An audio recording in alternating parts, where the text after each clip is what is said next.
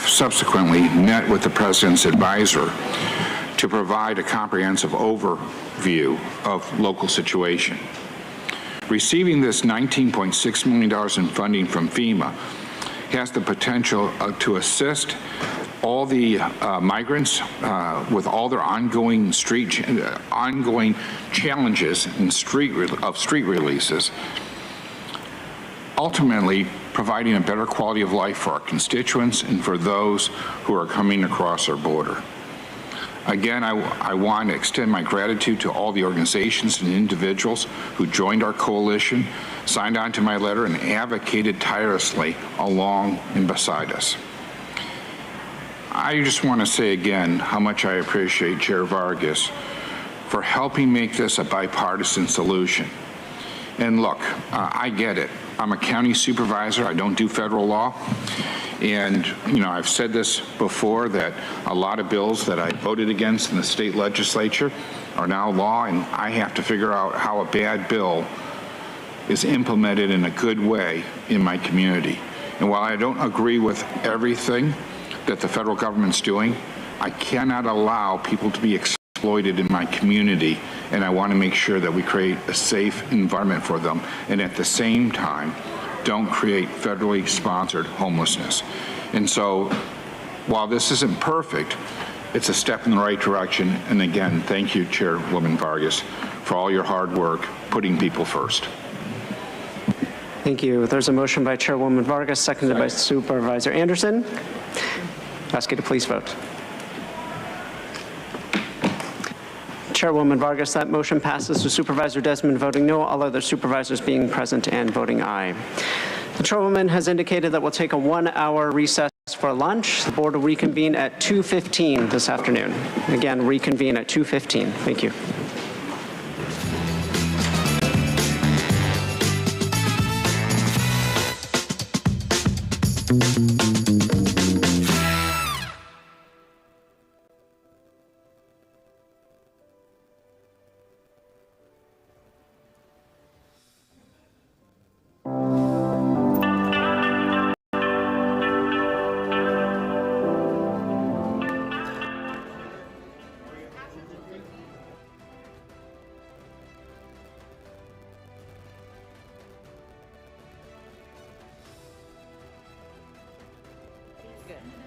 We'll be back later. Off to lunch.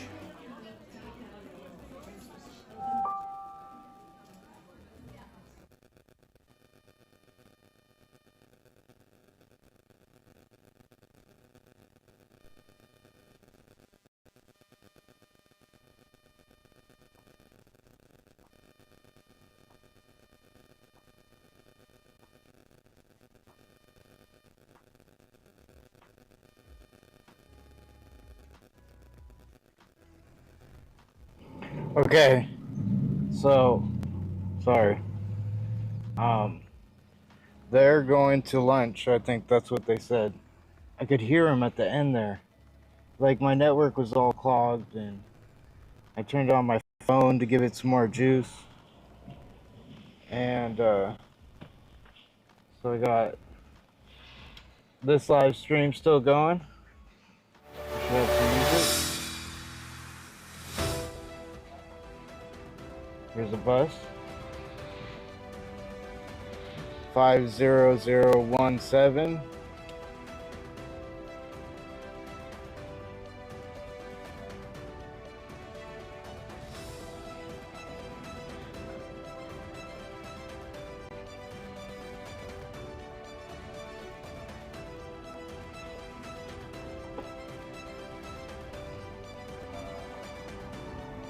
No one's on it.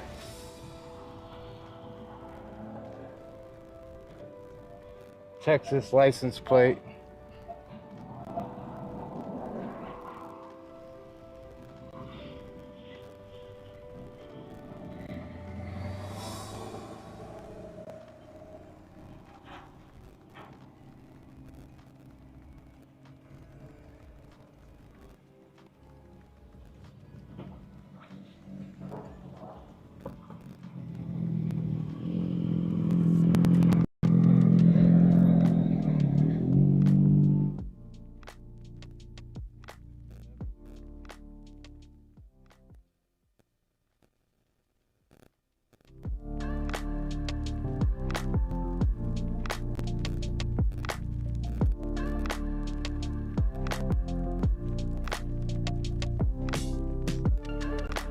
Wrong one.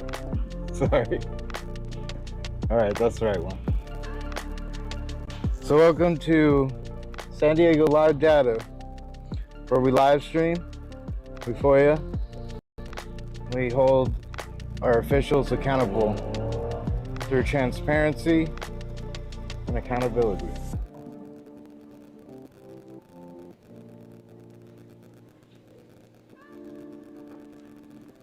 This guy's skydiving in. It's like way out there. I'd reset up all my cameras, but let's do a little time. Boom, we got time. Things still on the screen.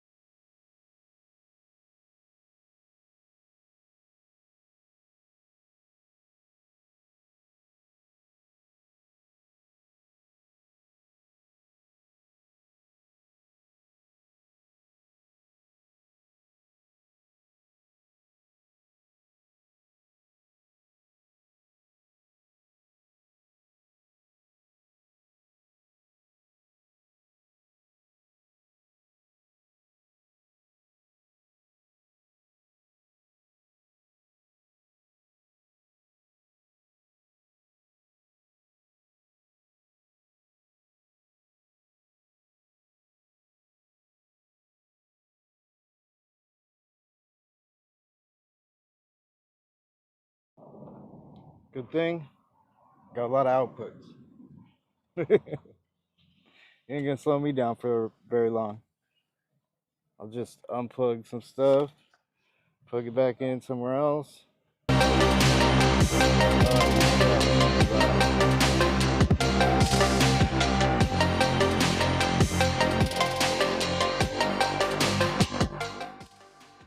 about that. Knew that was gonna be loud. Should have checked it.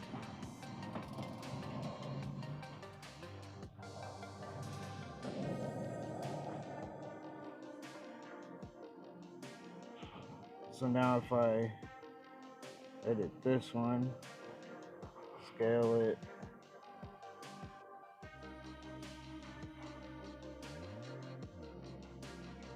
done.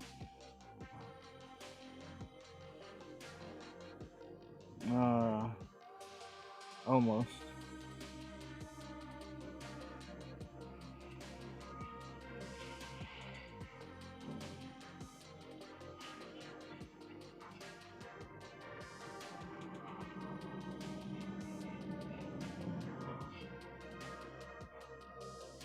Oh, there we go.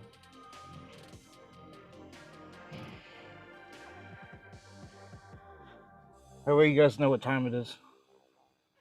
Because it's either live or it's not live. And we're live.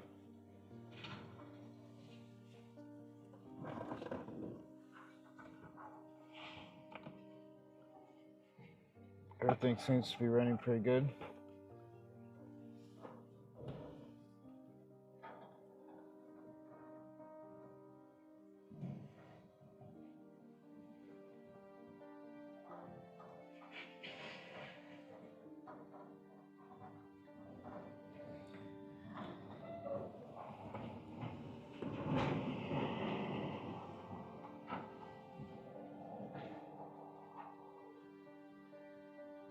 Tell you, my camera's hot today.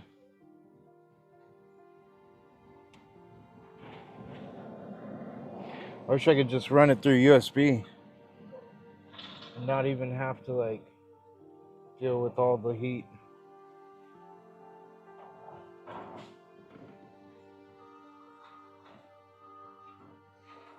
Might be one reason I get a camcorder.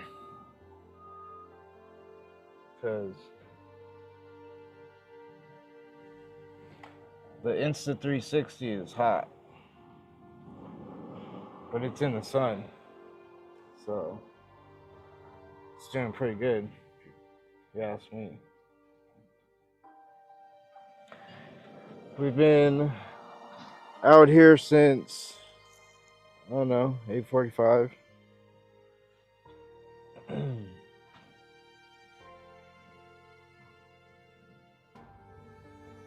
Seen quite a few buses. Full ones, empty ones, back and forth trips. All that good stuff.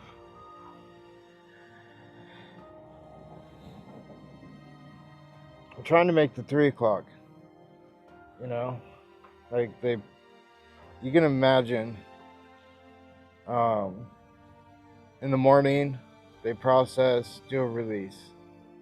Then they're doing another process, doing another release. And that was like 8:30, 9, and then 12 or 11.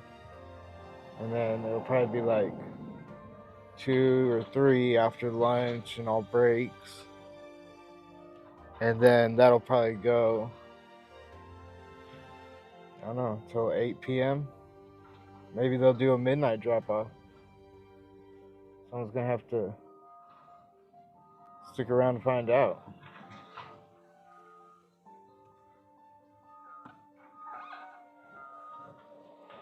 But for today, you got me. We're almost done.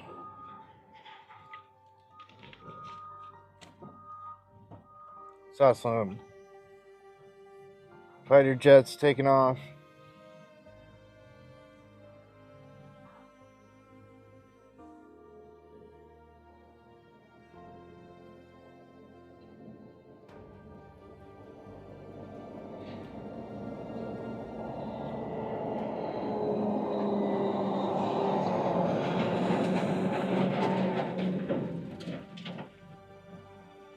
Yes, it is quite noisy.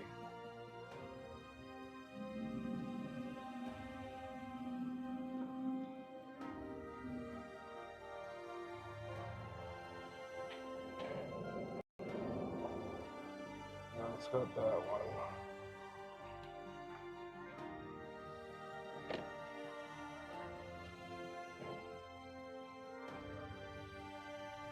Here comes a bus in with a load of people in the back.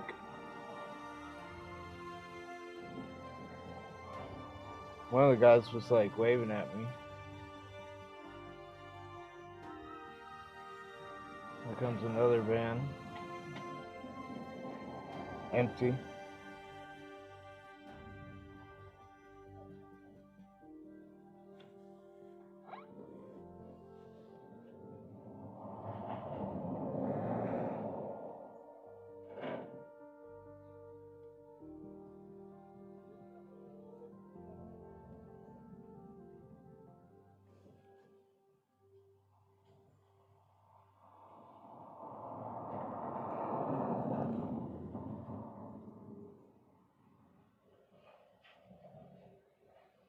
I like how I got the stream kind of working.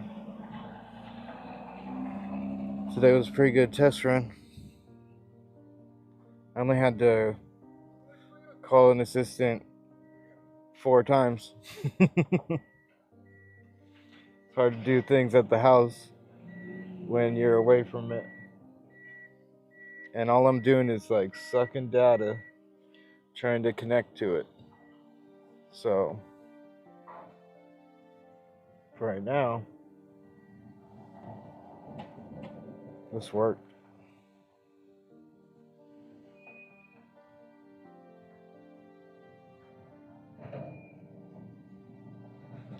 Audio sounds pretty good. See, I talk loud, so I don't have to like scream or nothing. Other people have soft voices, and at any given time, I should be able to pop on with my phone if I wanted to. That's how we were popping in Luke.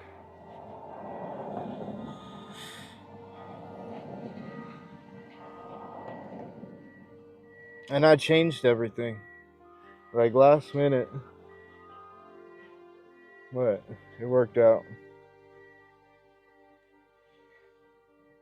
I don't like the delay, but there's not much I could do about that.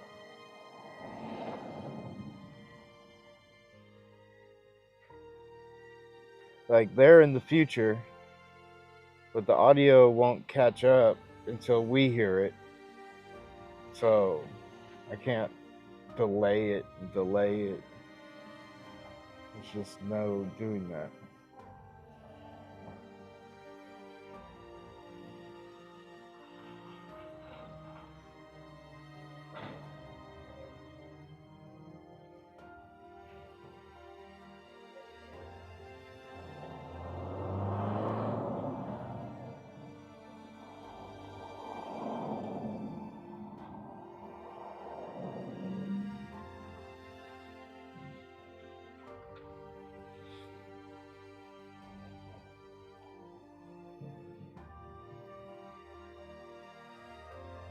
Take a break here.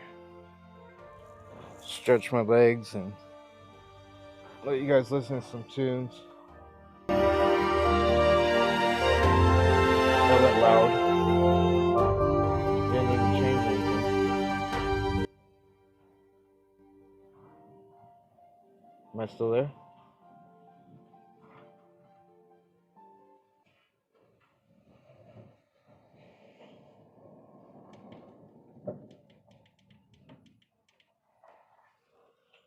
Did I just lose the microphone?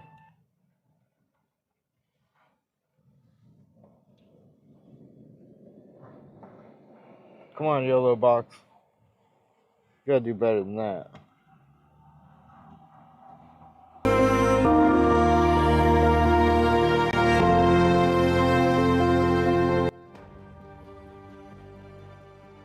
don't know why it's so loud. So aggressive. Alright. See you guys in like 10 minutes.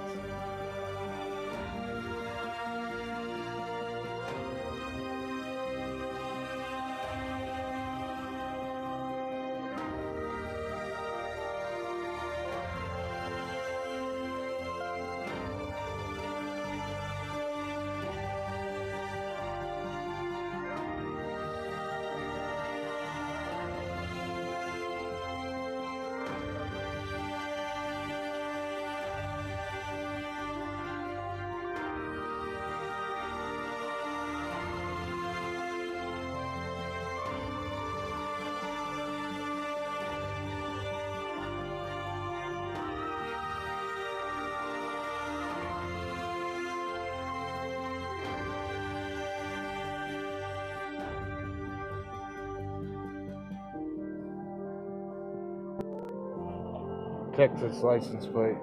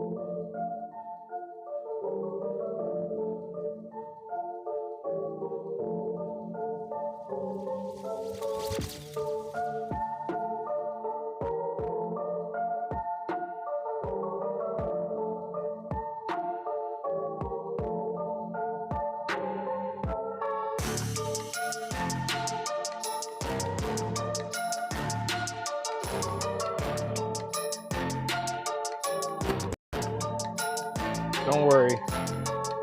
We'll figure out a better playlist. This is just temporary testing. Everybody's gonna be like, play something better. And it's like, if I do that, I'm streaming to YouTube. I'm streaming to all these platforms.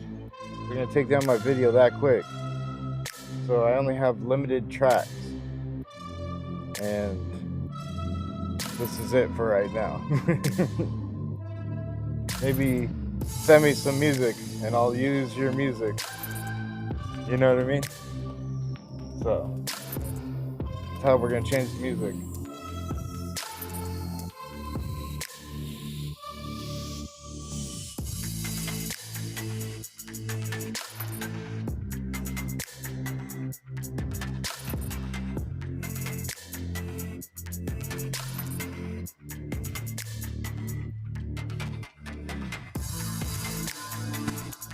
When I break everything down, I'll keep the front camera plugged in, and we'll go by the trolley station and a couple other places. I'm not going down that dirt road. It's quite bumpy. Maybe in my other car, but not this one.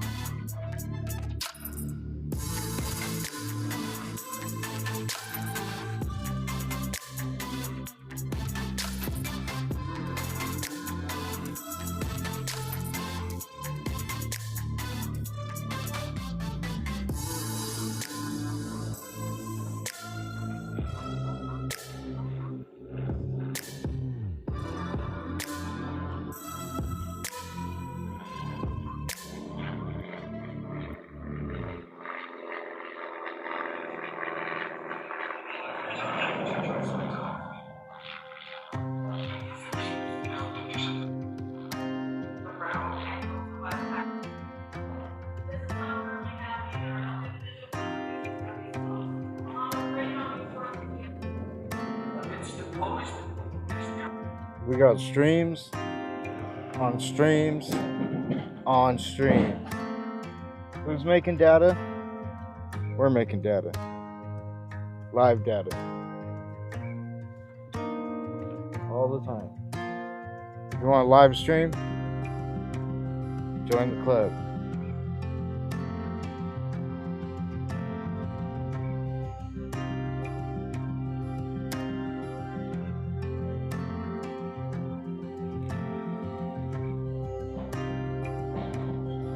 You guys gotta understand, someone's gotta do it.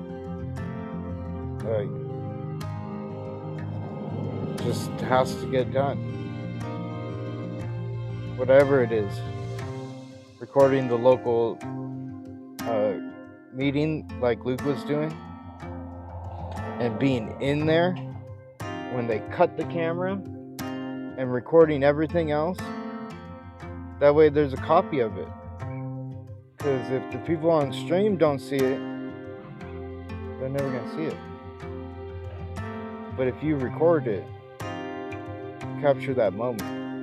And it only happens once. Just like the buses. They only come down the street. Well, more than once, but you understand what I'm saying. Like, you have to be here to capture the moment. You could go to the border and catch them, picking them up, bringing them here.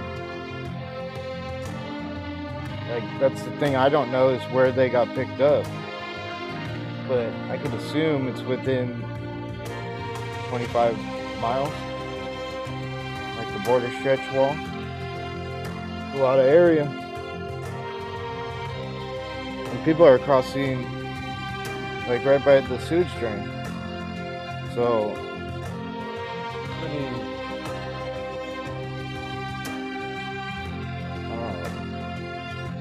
open border.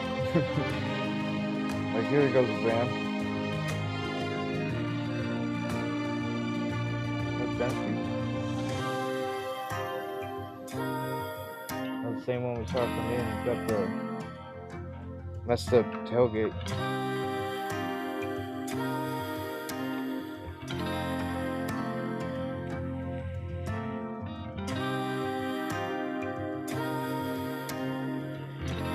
We get to see the planes fly over.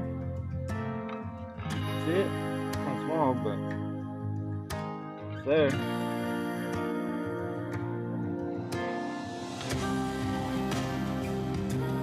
I mean, I'm gonna have to watch the video again to count how many buses there were. But I could easily say probably 20. And And that doesn't include all these little bands. So, little bands included, I saw about 50, like all together. And then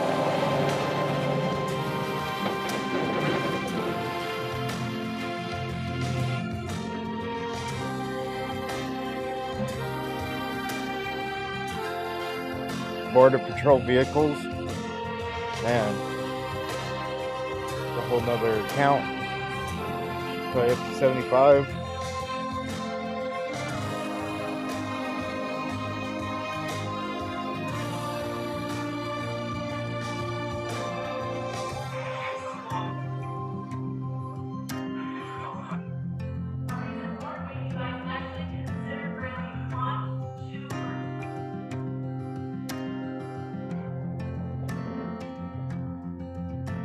Like, I thought I recorded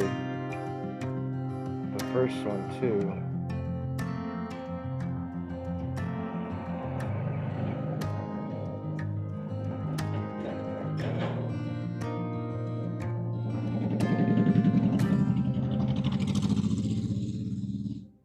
Like, this one's got a bunch of recordings on it.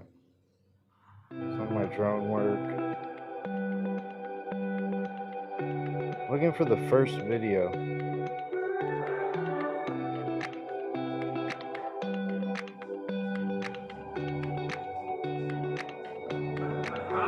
I don't think we were streaming to this one. So the other copy is on here.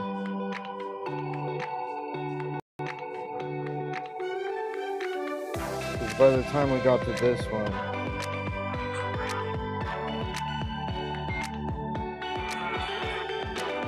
I didn't turn it on. That was the problem. Now that I have it on, it just records. Hopefully the live push recorded it.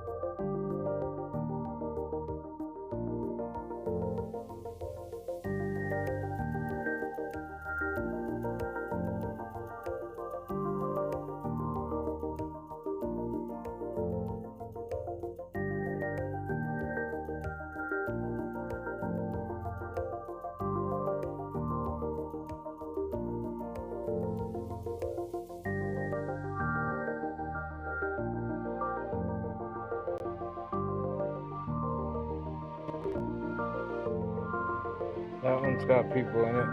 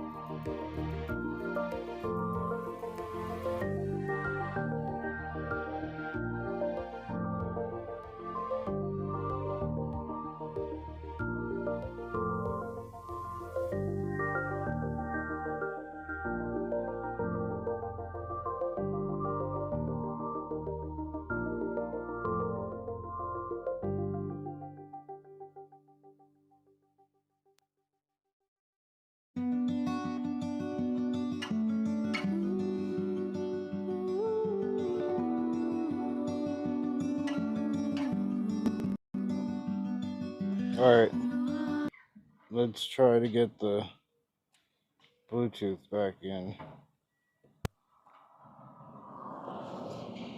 Because I think they should be going live.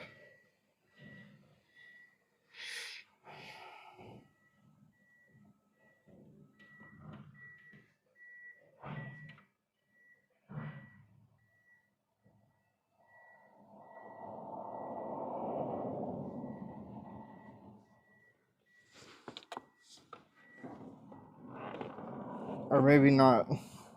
Who knows? Sit here. Thirsty, hungry. It's gonna be break time soon. I feel it.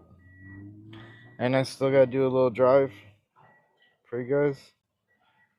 Yeah.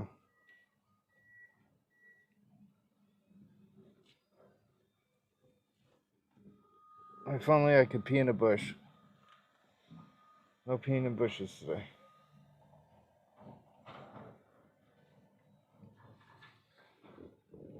Oh. Stand up. Do some exercises. Don't forget, if you sit all day, stand up. Walk around. Oh.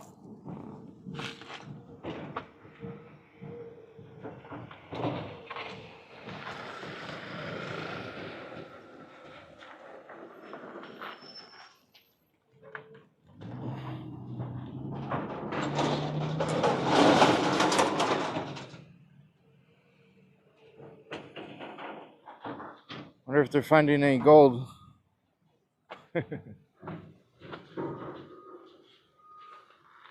Oh.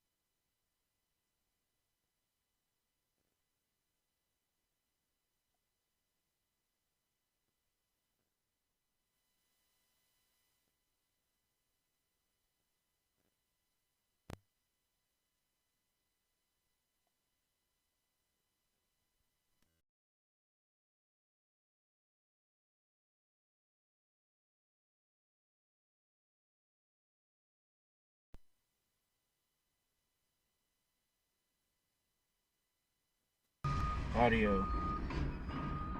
Okay, we got some audio. Oh, keeps on shutting off. But this is better anyways.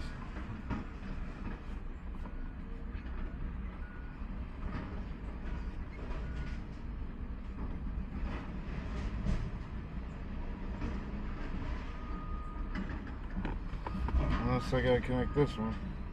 Nope, there it is.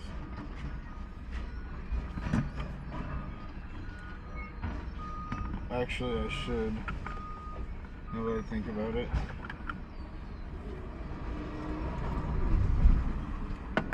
Because that one's running the data. The data is important. I don't want to stress it. So, turn that one off. I swear, the volume is like adjusting. We'll try turning it up a little bit. Turn this down.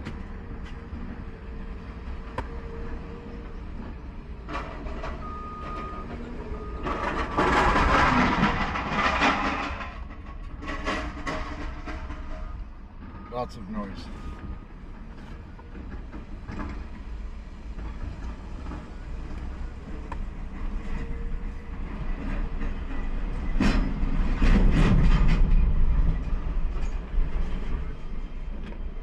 At least you guys get the sound how it is.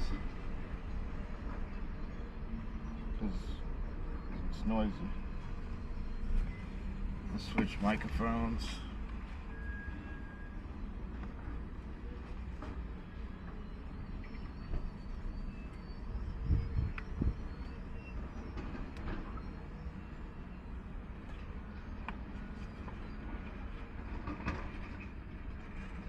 Audio.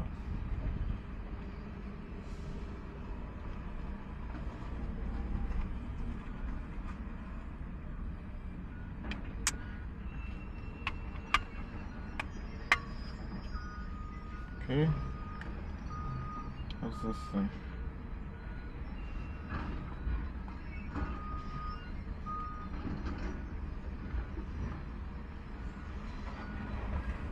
Does it got battery if you need battery? It does.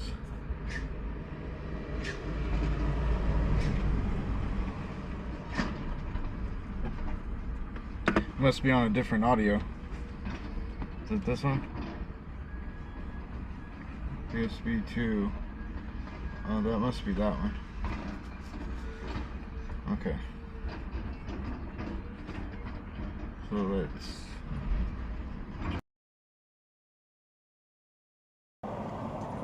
Okay. Sounds better.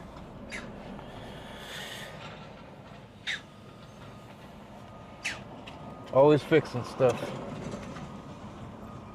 If you're streaming, you're fixing something. I'm telling you. I think I might even put this one camera away, because I'm not technically using it. And I'm gonna have to clean up anyways. So we'll just get rid of this one.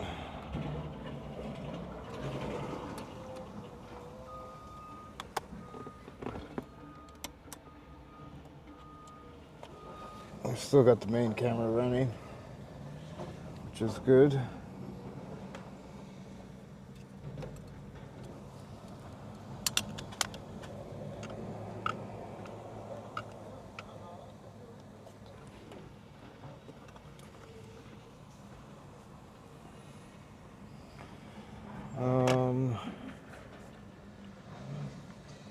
Am I gonna try to move this, or am I just gonna leave it? It's pretty sturdy. Just want to lean toward me. So, what if we do this? Whew, those guys are hot.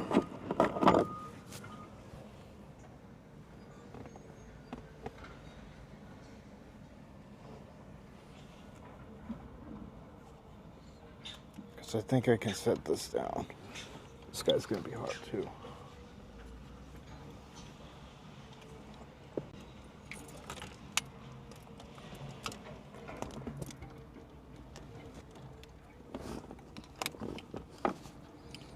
Okay.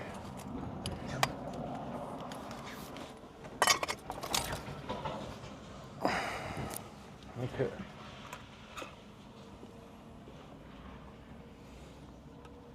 Now the only thing is, gotta keep this data signal up and keep this one up.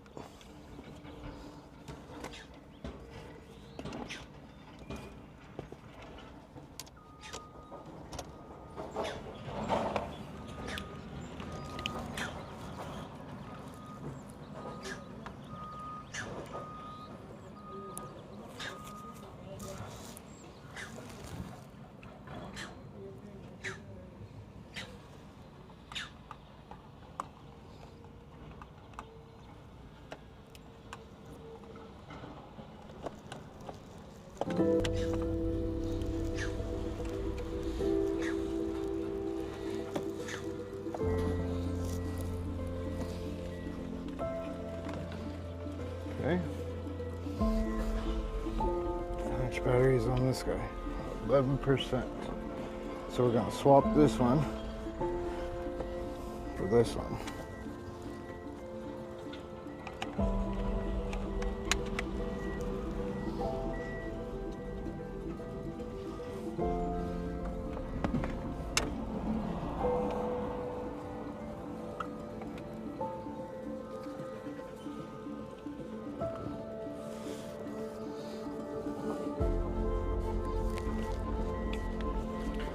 So the 11%er goes in the bag.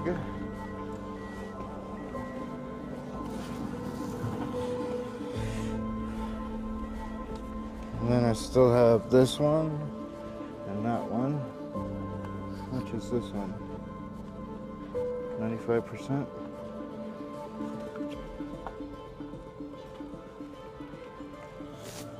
Still good there. So now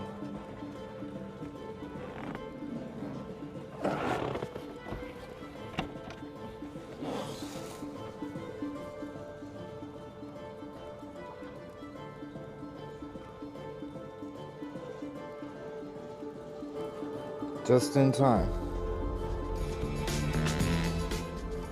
You guys know that music.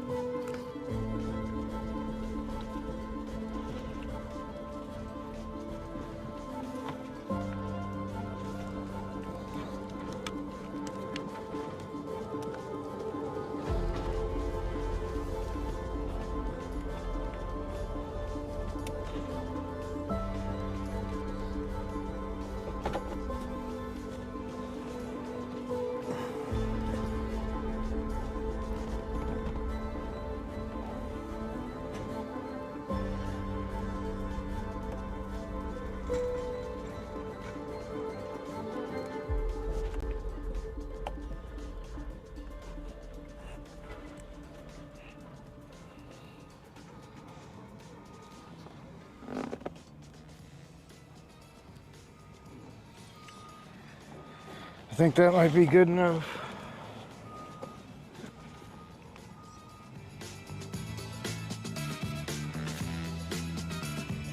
And then we have their audio coming in. We'll see if Today we have an update for you on the county's response to the historic rains and resulting flooding from January 22nd of this year and associated actions moving forward. At the board's direction, your county team has taken unprecedented actions in the wake of the flood disaster to help our community when they need us most. For the first time, the county established an emergency temporary lodging program, or ETL, to house those whose homes were impacted by floods. We have also implemented a food program to provide meals to those in our lodging program. We have a community outreach team and a call center to facilitate coordinated messaging and communication with our partners, as well as the individuals and families utilizing these temporary programs. Working closely on a daily basis with FEMA, Cal OES, the national voluntary organizations, active in disaster, and local housing authorities, we have been working on transitioning these families to the ongoing support available to them. The county's ETL program has been instrumental in aiding individuals as they transition into FEMA programs, find new permanent housing, or work toward repairing their homes to ensure their safety upon return. We have created dashboards updated weekly on our recovery website, so this information is accessible and transparent to the public. Moving forward, we look to our local partners in the City of San Diego, the City of National City, and their housing commissions to pick up the baton we are passing as we move from the initial emergency and its aftermath of recovery into the longer-term housing needs of the individuals within their respective jurisdictions. Today, you will hear a presentation from the team that will cover what we have been doing as the county, what we will now be looking to other jurisdictions to provide as we move forward, and what we propose to continue for those in our housing authority jurisdiction. I want to thank the more than 300 county team members who have been working tirelessly on these programs. We are proud of supporting the community during these difficult times. I will turn it over to Jeff Toney to begin our staff presentation. Thank you, Sarah. Today we will update you on the county response and recovery efforts, and we will offer recommendations for your board's consideration. Joining me in this presentation will be Recovery Manager for this disaster, Dan Vasquez, and David Estrella, Director of Housing and Community Development Services. On January 22nd, the day of the flooding disaster, the American Red Cross set up shelter locations to support impacted residents. That same day, the county issued a proclamation of local emergency requesting state and federal disaster assistance. The following day, the governor proclaimed a state of emergency, and on February 19th, the Biden administration approved a major disaster declaration. These actions brought state and federal assistance to supplement local recovery efforts. The county began gathering damage reports through a survey tool and soon opened a local assistance center where nearly 40 government and non-governmental agencies offered services to residents impacted by the storm. The local assistance center at the Spring Valley Library served over 1,300 families.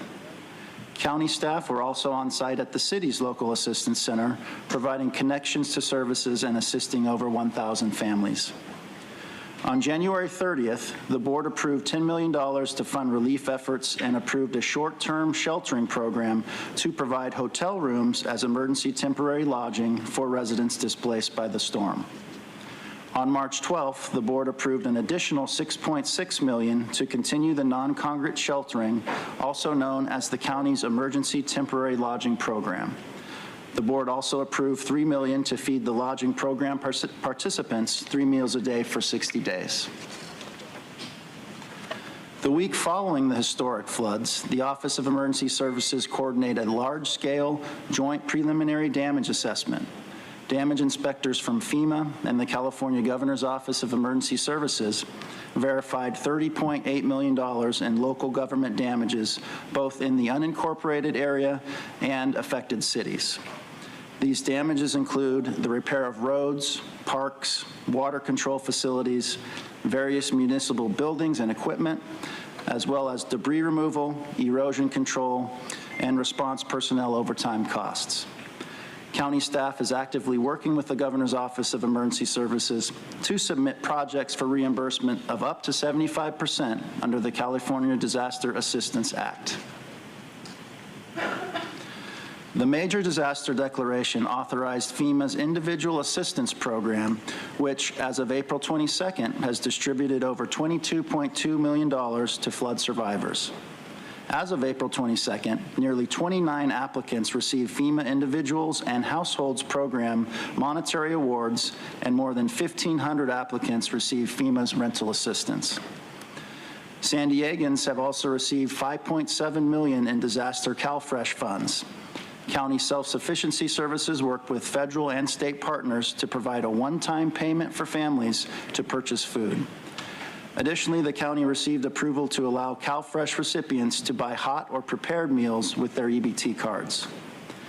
The U.S. Small Business Administration, or SBA, has approved 536 low-interest disaster loans for individuals and businesses that suffered losses from the storm, totaling up to $32 million. The SBA deadline for loan applications is May 4th. Our recovery manager, Dan Vasquez, will now provide an overview of our regional recovery coordination. Dan? On January 22nd, as people were forced to flee their homes and neighborhoods, the American Red Cross opened shelters at the Lincoln High School Gymnasium in San Diego and the Bostonia Recreation Center in El Cajon. Red Cross volunteers provided displaced people with beds, meals, crisis counseling, medical assistance, and support for pets through the San Diego Humane Society. Other community-based organizations also stepped in to provide shelter and supplies immediately after the disaster. Those organizations that provided rooms include the San Diego County Office of Education, the San Diego Housing Commission, the Jackie Robinson Family YMCA, the Chicano Federation, and National City through SBCS. Additionally, dozens of community-based organizations mobilized into the San Diego Disaster Relief Collaborative and the Southeastern Disaster Response Team and took on new roles. On behalf of the entire region, the county has mobilized over 300 county employees during these recovery efforts to support residents in all impacted jurisdictions. This includes bilingual staff who have been engaging in direct outreach to residents, including nights and weekends, to support with enrollment into county self-sufficiency programs, facilitate access to FEMA individual assistance, and answering questions as it relates to the county emergency temporary lodging and food programs. Additionally, nearly 80 county staff from 26 county departments have been temporarily reassigned to the county's Emergency Operations Center to provide program operations, support, monitoring, and oversight. In addition to supporting the City of San Diego in setting up their own local assistance center, the County of San Diego has taken unprecedented actions in providing services to residents of other local jurisdictions. As defined by state law, in its role as the Operational Area Coordinator, the county is responsible for managing and coordinating information, resources, and priorities among local governments within the operational area, and serves as the coordination and communication link between local government and state partners. It is each local government that is responsible for managing and coordinating the overall emergency response and recovery activities within their jurisdiction. However, in this disaster, the county acted as the sole governmental lead in carrying out emergency temporary lodging and feeding for residents displaced by the storm. As of April 22nd, 644 households consisting of nearly 2,000 individuals remained in the county's emergency temporary lodging hotel program. Nearly 84% of these impacted households are from the City of San Diego, 7% are from the City of National City, and 6% are from the unincorporated area. The remaining 3% are residents from 7 other cities in our region. As most of the households in the county's emergency temporary lodging program are from the City of San Diego, county staff have been working with partners at the city since the storm began and continue to do so in various ways to communicate intentions and responsibilities. Oftentimes, county staff were in contact with multiple teams from the city on the same day. The date in red on the slide is the date of the storm, January 22nd. The dates shaded in green are the days in which county staff have documented coordination with partners at the City of San Diego. Some of the coordination included embedding county staff into the city's Emergency Operations Center, inviting the city to the county's Emergency Operations Center, supplying the city with sandbags, assisting the city in standing up their local assistance center, weekly meetings with the city and volunteer organizations on long-term recovery, twice weekly meetings with the city, Cal OES, and FEMA on FEMA assistance, daily public information coordination calls with the city and other governmental partners, and following the board's 12th board meeting, the county formally notified the City of San Diego of the May 11th end of the emergency temporary lodging program. This was also communicated during coordination meetings with the city and San Diego Housing Commission on how their city residents in the county's emergency temporary lodging program must transition into more permanent solutions after the county's program ends on May 11th. As a recap of the county's emergency temporary lodging program, based upon your board's direction on January 30th, the county emergency temporary lodging program was created and officially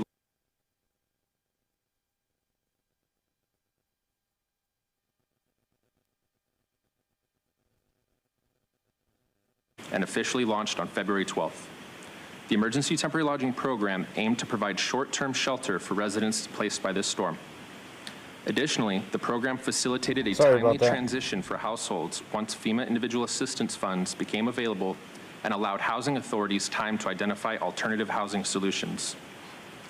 The county stood up the Emergency Temporary Lodging Program to provide unprecedented investment into under-resourced communities within a local jurisdiction's area of responsibility, and is consistent with the board's priority of advancing equitable outcomes for our region's most underserved. At the peak of recovery operations, this disaster response included sheltering 896 households, consisting of more than 2,600 people in as many as 68 hotels, which brought both logistical and communication challenges that were new to emergency management and disaster recovery in the region. The board allocated $3 million for food services, and the county has partnered with local community-based organizations and Uber Eats to deliver meals, offering residents flexibility and support. Food support was offered to all households in the county's Emergency Temporary Lodging Program beginning on March 22nd. As of April 26th, the county has issued nearly $1.9 million in food vouchers and has been invoiced over $220,000 from community-based organizations for meals provided to those participating in the Emergency Temporary Lodging Program. Most of the spending on food was done through Uber Eats vouchers, issued directly to households. The vouchers are issued digitally on a weekly basis, and amounts are determined by household size and whether the hotel serves breakfast or if other meals are being provided to the household. Based on these factors, a household of one receives either $119 or $178.50 each week, and a household of four receives either $476 or $714 each week. Communication and community engagement efforts have been pivotal in keeping San Diegans informed since the January 22nd storms. Community engagement staff have attended 39 meetings out in the community to receive information and feedback from those impacted by the flood, volunteers, and partners helping with recovery. Community engagement efforts have included direct communication with storm-impacted residents via the county's call center, in person at the hotels, including 32 in-person outreach events, and attendance at multiple meetings of the San Diego Disaster Relief Collaborative. An email distribution list was also created to share out pertinent messaging to interested community stakeholders, such as important disaster assistance deadlines and flyers advertising critical resources available to the residents. Since March 22nd, the county call center, staffed by bilingual county disaster service workers 7 days a week, has responded to more than 2,300 inbound and outbound phone calls, answering residents' questions, providing updates, and assistance as needed. Additionally, the county has contracted with Open Heart Leaders to provide mental and behavioral health support for individuals in the Emergency Temporary Lodging Program, including facilitating individual counseling and establishing group therapy sessions on site in hotels. The county has also contracted with JDATA providers to support navigation to behavioral health resources for community residents impacted by the floods. And through the Access and Crisis Line and mobile crisis response teams, County Behavioral Health Services offers immediate support and connects residents experiencing behavioral health challenges to care. The county's Joint Information Center has also kept the community informed in a variety of ways, including through 44 county news center articles and news releases, 35 flyers promoting important resources like the Local Assistance Center, eligibility benefits, and program updates for the Emergency Temporary Lodging Program. The Joint Information Center has also amplified information through 430 social media posts across county and Alert San Diego channels and responded to 116 media inquiries. For more than 2 months, the Joint Information Center has also led a daily call with public information partners from FEMA, Cal OES, the Small Business Administration, and the City of San Diego to pass along mutually beneficial information and to amplify important messages. This disaster response has required the skill and dedication of county employees acting as disaster service workers, nonprofit partners, philanthropic organizations, and countless volunteers, all of whom have been working nonstop since January to support residents impacted by the disaster. This response has required the whole community, and our gratitude extends to all those who have worked tirelessly during this time of need. To respond to this emergency, your board has allocated $19.6 million to community recovery efforts. $16.6 million was allocated for the Emergency Temporary Lodging Program, county response and recovery efforts, including Emergency Operations Center, emergency management consultants, and home repair fee waivers. $3 million was allocated for food service costs. The county has currently spent an estimated $13.9 million of the board's appropriated funds. The projected remaining expenditures for lodging and food is $3.1 million, resulting in a projected unused funds of $2.6 million. Additionally, unbudgeted storm response activities, including county disaster service worker efforts and various infrastructure projects, are projected to exceed $19 million. County staff are pursuing potential reimbursement from the California Disaster Assistance Act for reimbursement of some of the response and recovery costs to the county. County staff will also present a fiscal year 2023-24 third quarter operational plan status letter report to the board on May 21st, which may include requests for budget amendments to accommodate impacts to the budgets in several departments for costs related to the January flooding response and recovery efforts. I will now turn the presentation over to David Estrella, Director of Housing and Community Development Services, to share about the county's approach in providing further support to residents within the county's housing authority jurisdiction. Thanks, Dan. Good afternoon. The County Housing Authority serves the unincorporated areas and 13 of the 18 incorporated cities. The County Housing Authority is currently working with impacted renters from its jurisdiction that are in the Emergency Temporary Lodging Program and are transitioning back into permanent housing. Transition support includes assessing household status, identifying barriers, assisting with housing plans and system navigation based on individual household need. As of April 26, 58 out of 68 households have already engaged in transition support. 19 of the households have either already moved into permanent housing or have identified a new unit. Financial assistance, particularly for security deposits and rent, have been identified by households as a significant need. The San Diego Housing Commission, National City Housing Authority, and Oceanside Housing Authority are also working with residents of their jurisdictions to transition from the Emergency Temporary Lodging Program into permanent units.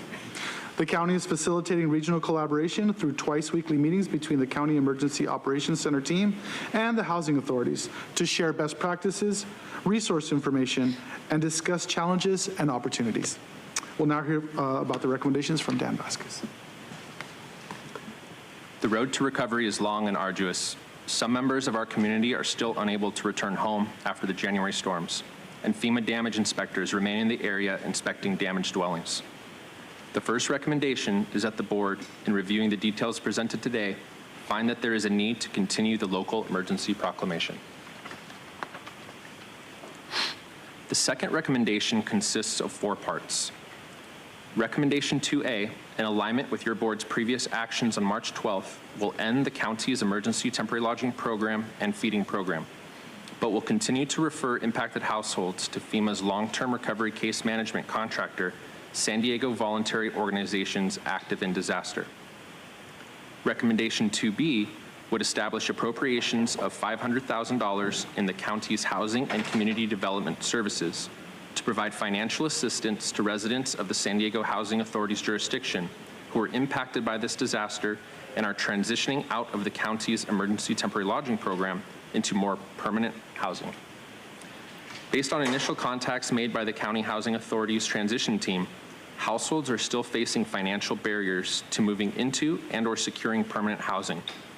If funds are appropriated per this recommendation, the County Housing Authority would provide financial assistance to emergency temporary lodging program households within the County Housing Authority jurisdiction based on individual need. Payments would be used to cover housing-related costs, such as moving and storage costs, application fees, and/or security deposits. Payments would be for documented, housing-related costs that are not covered or paid for by FEMA individual assistance grants to avoid duplication of benefit. Bags on it. Payments would be made directly to the individual household. As such, the $500,000 was derived from estimated moving expenses of $1,250, application fees of $100, and a security deposit at twice the monthly rent for a 2-bedroom apartment as defined by the U.S. Department of Housing and Urban Development as the area's fair market rent.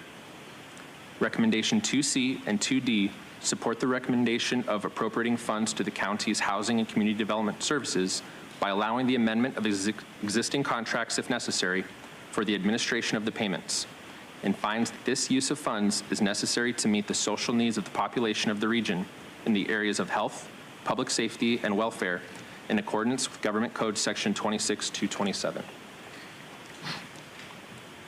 The third recommendation seeks board guidance on the option of providing funding to other local housing authorities in support of their jurisdictional efforts to transition their residents out of the emergency temporary lodging program and into permanent housing. The formula for calculating these amounts is in alignment with option 2B, where average household size, fair market rent, moving costs, and application fees were considered. Similarly, the funds would be used to cover the cost differential between FEMA individual assistance benefits and the actual housing-related costs in the San Diego region. For example, the funding could be used by housing authorities to support residents through housing navigation or with the costs of security deposits, application fees, moving, and storage expenses. Many of these items are eligible uses of FEMA individual assistance, and housing authorities would be required to ensure assistance provided is for costs not paid by FEMA to the individuals. If the board approves the allocation of funding to local housing authorities, county staff recommend a funding match be required of the receiving housing authority. One direction the board could provide is to specify the type of funding match to be required. An in-kind match could include provision of navigation services to assist with helping households find units. The financial match could include providing dollar-for-dollar assistance to the flood-impacted households. For example, the housing authority would cover half of the cost of the assistance provided. Local housing authorities matching county funding would need to spend their jurisdictional appropriations prior to county money to maximize the investment in underserved communities, and this additional investment would only begin after the county's emergency temporary lodging program concludes on May 11th. The chart with data as of April 19th provides two options for allocating county funding to local housing authorities if the board chooses to exercise this option. The first option provides additional funding only for those households who have qualified for FEMA rental assistance. The second option would provide a grant for all households in the county's emergency temporary lodging program. The two considerations include up to $7,016 for each household in a housing authority's jurisdiction and an additional 10% for administrative expenses, with the goal of providing another mechanism to reduce the risk of households from becoming homeless when the county's emergency temporary lodging program ends on May 11th. Our fourth and final recommendation is to reallocate the balance of unused board appropriated funds from the emergency temporary lodging program and the 60-day feeding program to offset a portion of the estimated financial impact from this disaster and direct the balance be applied to today's actions. In summary, for new appropriations, county staff are seeking board approval on a potential allocation of additional funds and contract authority to the county's housing and community development services. Furthermore, policy guidance from the board is requested for the potential provision of financial assistance to local housing authorities to facilitate the smooth transition of their residents from the county's emergency temporary lodging program to longer-term housing. Based on data as of April 19th, the potential allocation of funding for one-time costs could be up to $5.1 million for providing transitional resources to the San Diego County Housing Authority and other housing authorities that would be used to assist flood victims in finding mid- and long-term housing. The funding source would be the general fund reserve, currently below the board's mandated minimum balance, and would require at least 4 votes by the board for any additional appropriations. Though the general fund reserve is expected to be replenished through operating results for fiscal year 2023-24, any further depletion from today's actions may require additional measures to restore it. Chairwoman Vargas, this concludes our presentation, and we are available for your questions. Thank you. At the chairwoman's direction, we'll now hear from individuals that requested to speak on this item. We have 44 requests to speak, 38 in person, and 6 requesting to speak by phone. For those that requested to speak by phone on item 28, please dial into the conference line using the instructions that were provided to you. We'll begin with the in-person speakers, starting with those in favor of this item. As your name is called, please come forward and stand against the east wall under the murals until it is your turn to speak. I'd like to invite forward Council President Sean Elo Rivera, Azucena Valley Dolid, and Gambler.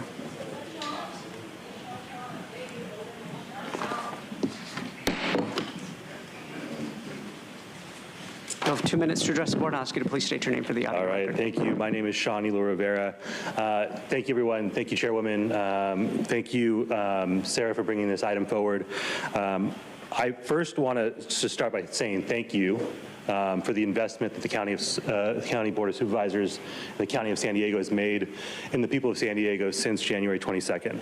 The impact of those floods, you all are well aware of. It has been heartbreaking to watch folks who did nothing wrong lose everything in just a moment. And they are continuing to try to pick up those pieces, and I am deeply grateful for the investment that the county has made to keep a roof over many of those folks' heads over the last few months. I support the item that is before you because I've seen the way that the county and the Housing Commission can partner together to keep roofs over people's heads. I've heard the Housing Commission work super hard since day one of the floods to provide emergency housing to folks and to begin to plan for moving folks into permanent housing. And I believe with the action in front of you and the expertise at the Housing Commission, we can not make people whole, although I'd like to do that, but ensure that as many folks as possible can find their way into permanent housing. And in the ideal, we'd be able to provide support to folks in perpetuity. But I understand that resources are finite. You all have done a lot. You've gone beyond anything that you've done before to support San Diegans. I am grateful for that and believe this is an elegant way to hand the baton off to the Housing Commission to ensure, again, that folks end up in permanent housing as quickly as possible. So with that, I respectfully urge the board to move this item and approve this item. I will say thank you one more time. Thank you. Next speaker, please. I'm going to remind members of the audience that the rules of procedure do not allow clapping, whistling, stamping of feet, or anything that disrupts these proceedings. So I encourage you to please be mindful of the board's rules of procedure. Next speaker, please.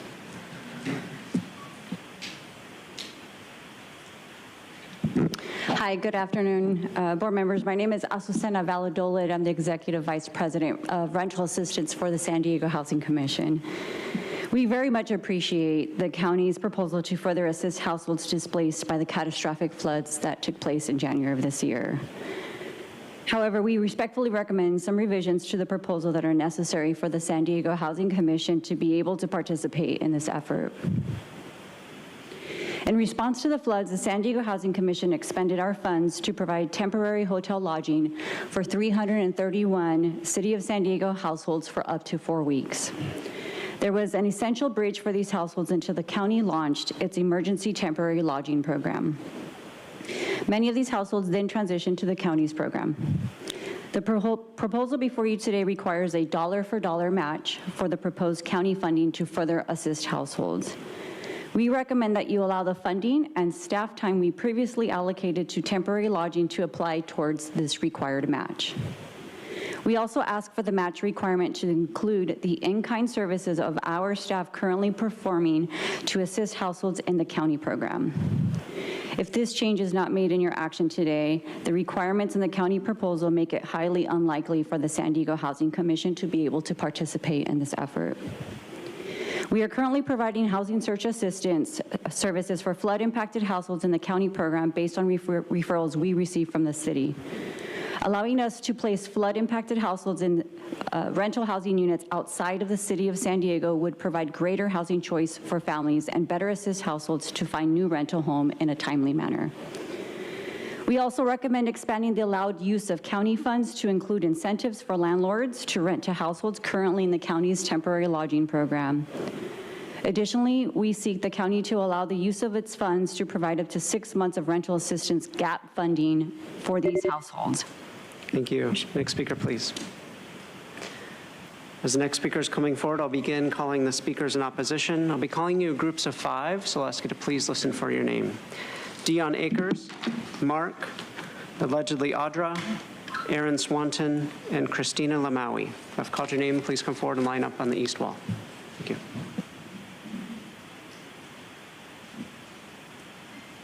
I'm waiting until I can get I'm going to begin your time. This is your time. Okay, apparently you guys don't need to pay attention to what we have to say. I'll ask you to please state your name. Name is Gambler. Thank you.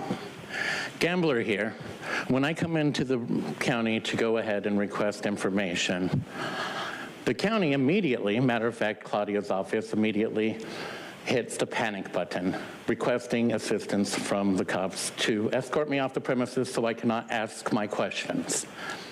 So from this point forward, I will be asking the questions here, and I expect you guys to provide me some answers.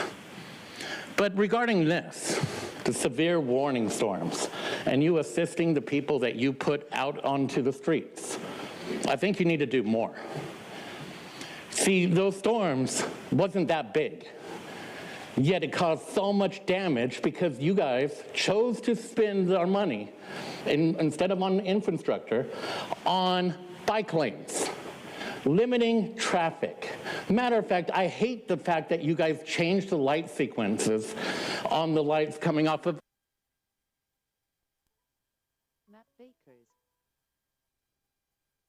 making all the traffic from the airport delayed an ungodly amount. Don't tell me that wasn't done on purpose. I know exactly the street that it was put onto, and I know who you are catering to. I do not understand why you have put rules in play to bring property down. Once that property transfers proper ownership, then you change rules like no more flights after 12 o'clock, no more horn sounds, no more this, no more that. Hey, the traffic that you guys had on this, we're gonna prioritize this and forget about everyone else. See, I don't like that. I don't think the people like that. I don't think you are working for the people, and I'm ready to prove that the next meeting coming up. Thank you. Next speaker, please. Michael knows exactly how I'm going to do that too, don't you? Good afternoon. My name is Christina Lemoyne. My family resides on Beta Street. I'm here to address the issue of the termination of funds for lodging for flood victims. I could only speak for my own family's experience, and it's sad that we have to live in a complete broken system that appears to be put together. However, light comes to darkness, and that's exactly what the storm did. My family has lived and owned in this property for over 40 years, not including our family who has lived in there before, who we had inherited the property from. So basically, we are rooted. My family has had flood insurance since we had been in that house for over 40 years. The runaround is ridiculous. The bids that we have to get are getting rejected, so we need the time for the lodging. That's the issue. That is the main issue of our progression of our construction, which is preventing our family to be in our home in a timely manner.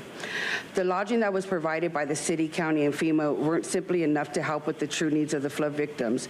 And the number states alone, and the percentage is less than 12% that has been housed since the flood funding has been implemented, let alone the ripple effect of stopping the aid creates the homeless population increase.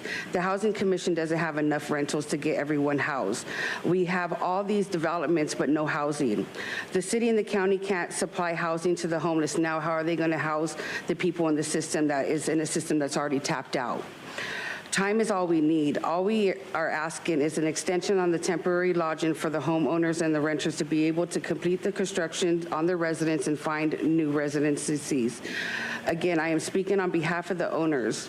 Why relocate funds when it doesn't benefit the owners? We aren't looking for a rental. We are just wanting to fix our house and given the timely manner to do so and have to deal with the insurance. Now, the root of the issue of the storm drains is the maintenance. We already pay homeowner fees. That pays into that. It falls in the responsibility of EPA, San Diego County, and the Naval. Thank you. Next speaker, please.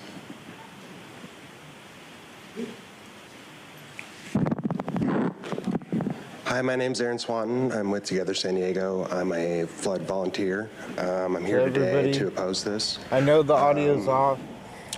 We'll work on that This next was a great time. presentation. There's a lot of right information now, that was presented to the board here that I would love to have known about for a while now. One really critical missing piece of this is that although almost 3,000 FEMA applications were approved, there's 4,000 FEMA applications that are in flux. They're either not approved or people are waiting for an answer still. So there's a lot of relief that's still not been given to people. And people need time. SD VOAD is still spinning up. Cleanup efforts are still in play. I don't believe that people have had enough time to put their life back together. And even just getting relief. I'm really grateful to the efforts of the county and this hotel voucher program. The money you guys have allocated has made a huge difference. Thousands of San Diegans have had a place to live for months. And it's vital that they continue to do that. They continue to have a place to live. Everything that's been brought before this board this morning, I've listened to you guys all morning. These same things apply here. We need accountability. We need transparency. There needs to be community involvement in all these decisions. These are people's real lives. So it's vital that there's a community steering group that's a part of any decisions. Obviously, the city of San Diego really needs to step up to the level you guys have stepped up to. You guys have set a bar, and I hope that you guys continue excellence in this. It's important. This is the most important thing before you today. Thank you. Thank you. Next speaker, please. Good afternoon, Chairman Vargas, honorable supervisors. My name is Dion Akers. I'm here speaking on item 28. I'm here on behalf of San Diego Mayor Todd Gloria. I'm here to respectfully request that the board extend the county's ETL program beyond the May 11 deadline and work with the affected housing authorities to best serve the 1,940 people that are currently under the County of San Diego's supervision. This request was originally made by the City of San Diego's Chief Operating Officer, Eric Dargan, on April 17th. As you know, the families in the county's ETL program are not persons who are generally experiencing homelessness, but storm victims who were housed prior to the January 22nd storms. It is not the desire of the City of San Diego to have storm victims enter San Diego County's homelessness system, nor be exposed to continued volatility and uncertainty in the months ahead. It's imperative that we offer them as much stability as we can in this time. Since the county made its intentions known that it would be sunsetting the ETL program on May 11th, the City of San Diego and the Housing Commission have dedicated resources to conduct direct outreach to make referrals to participants who are residents of the City of San Diego. We continue to make every effort and attempt to match residents with resources and housing as available. As of yesterday, we are aware of 514 households still in the county-sponsored hotels. The City of San Diego staff have made almost 1,500 calls to ETL participants, resulting in 213 successful contacts and 91 referrals to San Diego Housing Commission's Unit Search Assistance Team. Additionally, the city would like to work with the county to build out a program with the housing authorities that does not inadvertently render any households or individuals ineligible for FEMA housing assistance due to unintentional or undesired duplication of assistance. Again, we respectfully request the county's continued assistance and partnership by extending the ETL program and working with our housing authorities to ensure that none of the January 22nd storm victims become homeless. Thank you. Thank you. Next speaker, please. Mark, first of all, I don't see really anything in any of your efforts that's doing anything to permanently rebuild their houses. What you've done is take homeowners and turn them into renters.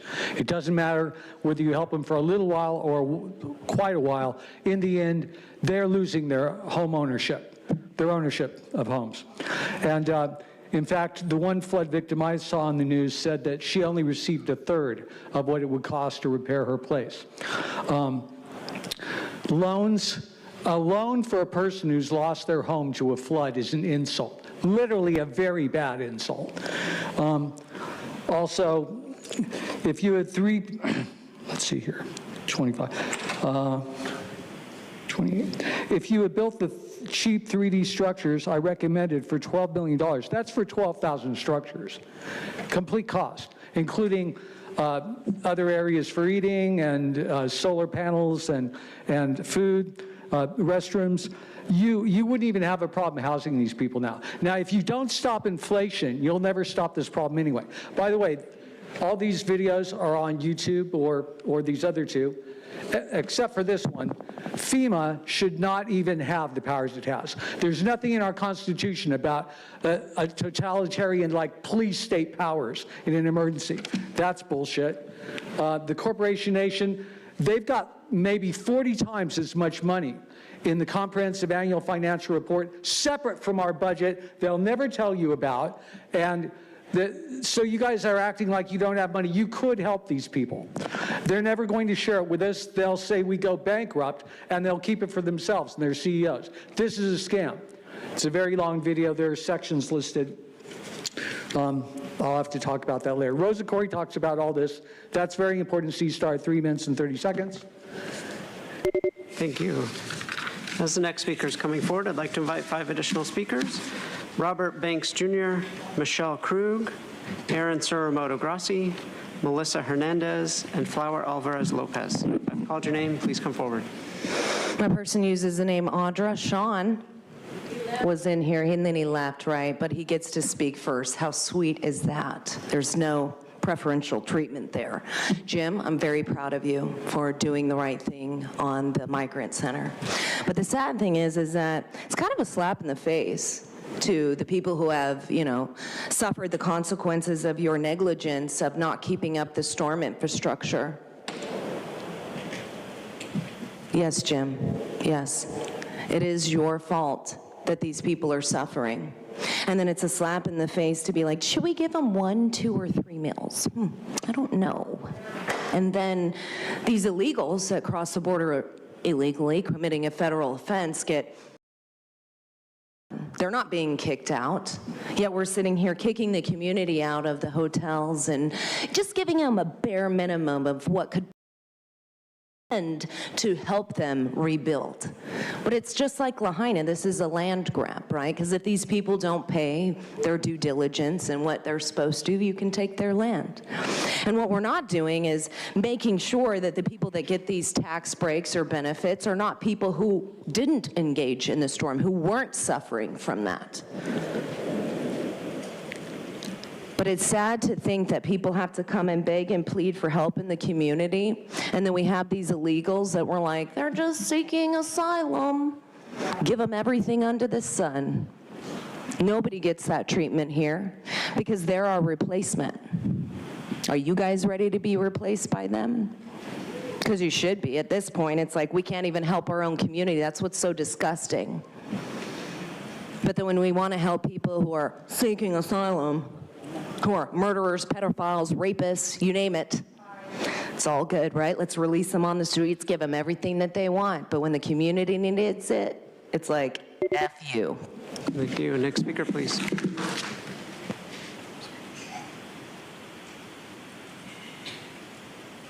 Thank you, County. Appreciate what you've done so far.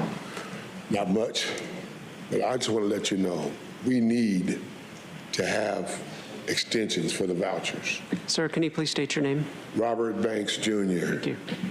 We need to have these extensions. I mean, gee whiz, we're only asking for what you should have given us without a question. You've had all kind of time to do this, to think about this since January 22nd. What you've been thinking about? How to put the money in your pocket? How about getting the money out to where it's needed? We got families that are about to be evicted because they had a flood in their home and put on the street and made homeless. Where's your sensibilities? Do you care? I mean, you all got families, right? You all got families. So if this was your family doing this, going through this, what would you do? Would you just stand by and watch? Or would you actually put your hands in, your feet in, and assist in getting things straight? We're tired. I'm 76 years old and I'm mad.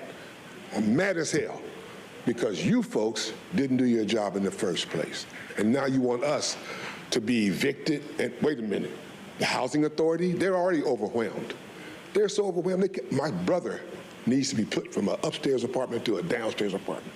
In December, he was told he have to wait. Now the flood is something different now. What's that mean? He got to wait further. Why? Because they're overwhelmed, but they're already with their responsibilities. You're going to give them our vouchers, our need to be in a hotel, to them who's already overwhelmed, understaffed, or whatever? Give me a break. Give us a break. Yeah. Next speaker, please. Again, we'll ask you to please refrain from clapping. Thank you. Hello, my name is Melissa Hernandez, AKA Cuban Mimi, and first and foremost, I want to thank the County Board of Supervisors. Thank you for stepping up and doing what the mayor himself did not do. Thank you for helping us. With that being said, I am the voice, I am an advocate, and I'm here to say directly to you all to please, if you can, at least try to start a program where we can extend at least an additional 3 months and help these people at least get back into their homes, at least get them right situated where they need to be. Now, with that being said, let's stop speaking on illegals. Let's stop speaking on illegals, because at the end of the day, nobody's coming to America living for free. Unless you're on the other side of the board and you know what's going on, stop speaking on illegals. And let's talk about today. Let's see how we can help, how we can continue, like all these nonprofits that got out there in the front line from the day one, the Pillars of the Community, the Harvey Family Foundation, Fat Camp San Diego, SD Hip Hop, we all got out there before the city got out there. And then the county came, and the county did what they can, and they're doing what they can. So let's all figure out how we can make this happen, and let's stop bringing up the illegals. Let's stop bringing up the illegals, and let's move forward with the county, and let's see how we can get these people help, and let's see if we can get an extension, because I'm tired of pinpointing and fingers being pointed to everybody, and at the end of the day, I know all you single one in here are doing the best you can, but we need an extension. And as far as the Housing Commission, yes, if we give them this opportunity to put everybody, to get them housing or whatever, they're tired, they're frustrated. These people are tired of going through application process, through background checks. They just want to get back home. Let's get these contractors to fix their homes, to fix their apartments. Let's just get the people back in so that these hotels don't keep making money off of the city or the county. Let's get them back in their homes. I told you guys this last time. Let's get them back in their home. Let's focus on these contractors. Let's make sure they're not ripping the county off with their money. Thank you. Next speaker, please.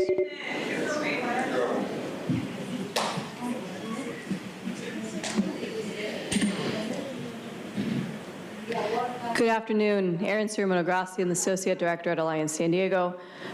First, I want to say thank you to the Board of Supervisors. When the city floundered, when the city failed to have a plan, when the city failed to help its citizens, it was this board that stepped forward to make certain that people had housing. And we have not forgotten, right? We have not forgotten that it was you who stood up and made certain to fill in the gap. So, you know, we are deeply concerned. We're grateful, of course, right? But we're concerned about what's going to happen post-May 11th. We understand, and we, of course, want to see everyone get back into their homes. We want to see people get into permanent housing. We know that no one wants to stay in hotels. But that being said, we are deeply concerned that folks will not be able to get placed into housing without a continued emergency temporary lodging. So to that degree, what we would really ask for is for the county to make an amendment to the proposal. That way there's flexibility in how that $4.6 million can be spent to allow for there to be, allow that money to be used for temporary lodging. Whether that's through the Housing Commission, whether that's through the county, we know that we cannot get folks housed if we immediately cut off the temporary lodging program. And so to that end, we encourage the county, please consider, encourage the board, please consider making an amendment to allow flexibility in how that $4.6 million can be spent. That way folks can continue to have a house over their head. Thank you. Next speaker, please. All right, my earbuds went dead. So it's either wait I think I'm next, a couple Michelle more Cook. minutes or just head out. I have to echo It was worth waiting, what was just said. When the cities didn't do it, when nobody, well, I'm not going to say nobody did it because nonprofits did it immediately that day. But the county has stepped up amazingly. And I know your hands are tied, and I just want to say how much the people I know really recognize this. I do think it's critical that these vouchers be extended. I have a friend, Kathleen Harmon, that I believe all of you have probably heard about. She's 92. She's been moved 9 times. Her house is not ready. we have been able to get, the carpenters came and cleaned out everything for free. The labor has been done for free, but we're still fundraising to get the stuff that she needs. And she wound up getting walking pneumonia because one of the hotels didn't have heat.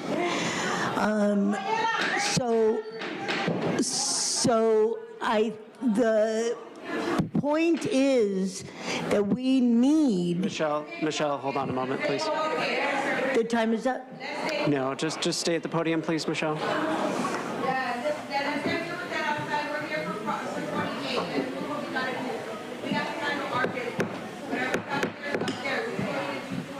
You want her to keep going? Okay. Thank you, Michelle. Please continue. Thank you. Okay. I know you know all this, and I know you are working with your heart on this issue, but I really think I hope that that's the priority. If we could please ask everybody to enter the chamber and be quiet, please, so we can hear the speaker. Out of respect for everybody, we want to give everyone an opportunity to be heard. So ask you to please quiet down. Thank you. Thank you.